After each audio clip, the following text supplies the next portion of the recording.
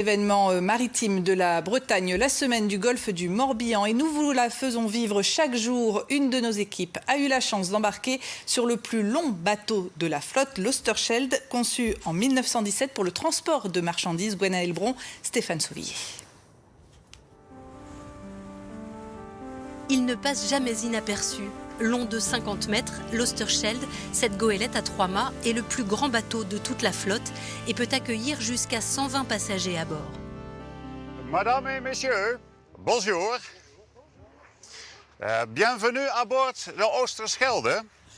Pendant que les invités prêtent main forte à l'équipage, près de 900 mètres carrés de voile à hisser, le capitaine nous fait une petite visite. Sur le pont, tout est comme il y a 100 ans. À l'intérieur, le décor a bien changé. Voilà, ici c'est notre salon, c'est l'endroit où l'on se retrouve pour le dîner, le déjeuner, le petit déjeuner. Mais dans le temps, il y a un siècle, c'était totalement vide. Les cales étaient réservées aux marchandises. L'Oosterschelde pouvait charger jusqu'à 400 tonnes, de l'argile, du gravier, du bois, mais aussi du hareng, des pommes de terre ou des bananes. Après une vie de caboteur bien remplie et les aléas du commerce maritime, le bateau sera finalement restauré en 92 par une fondation. L'objectif de la fondation est de garder le bateau en vie.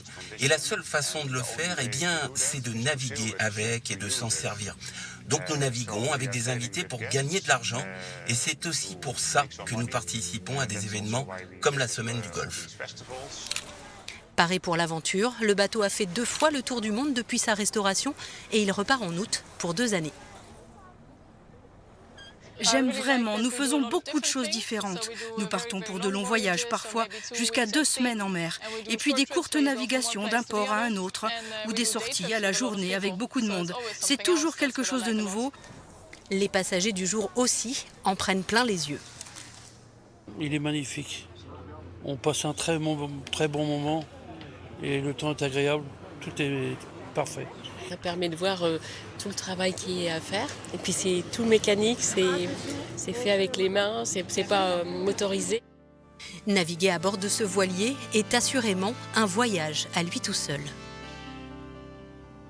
Et parmi ceux qui connaissent le golfe comme leur poche, il y a Jean-Marie Liot, propriétaire d'un guépard qui participera demain à la grande parade. Il est reconnu aussi pour ses photographies de l'univers nautique, portraits signés Stéphane Izard et Johan Etienne.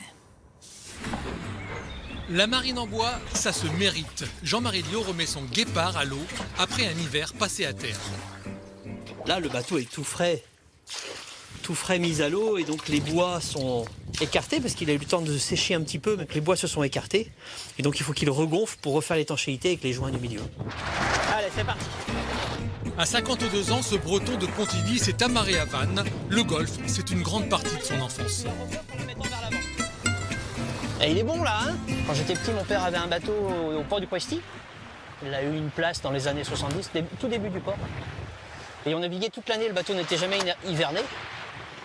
Et quand ça soufflait très fort dehors, on mettait nos cirés, nos gilets, nos capuches. On quittait le Poisty, on tournait à droite. Un peu dans la houle, boum, boum. On se collait à Port-Navalo, là où c'était le contre-courant, où c'était le plus plat. Et après, la mer était comme ça. Il y avait beau y avoir 20-25 nœuds dehors, la mer était comme ça. Et on passait le week-end dans le golfe. Pareil à virer. Jean-Marie navigue sur un guépard, devenu une véritable institution sur le golfe. Dans les années 60, les Platon V étaient courantes sur la côte. Certains ont eu l'idée d'en faire une véritable série. Il y en a environ 120 qui naviguent encore, dont idée fixe, c'est le guépard de Christophe. On faisait des Platon V un petit peu de toutes les tailles. Et puis finalement, je crois que c'est la famille Riguidel, donc Étienne Riguidel, qui a dit mais ce serait bien de faire quand même, de mettre ça un petit peu à la jauge, quoi, mettre une longueur précise, un tableau de bord à peu près de telle largeur, etc. Et c'est comme ça qu'est né le guépard. Oh la lumière qu'on a et... Les lumières du golfe, c'est en partie ce qui a donné l'envie à Jean-Marie de devenir photographe. Spécialiste de la mer, que ce soit les paysages, les sports nautiques ou la course au large, le Forban du Bonneau, c'est lui. Il a même remporté le prix de la meilleure photo de mer en 2016 avec cette image. Ça m'a inspiré parce que j'y ai passé pas mal de temps aussi avec un appareil photo à sillonner le golfe en semi-rigide pendant des jours, à différentes lumières, tôt le matin, tard le soir. pour faire des rencontres, pour faire des pêcheurs à toutes les météos, des ciels orageux, des temps calmes, des levées de soleil. Enfin, oui, ça, j'y ai passé du temps, même pour le boulot. Oui.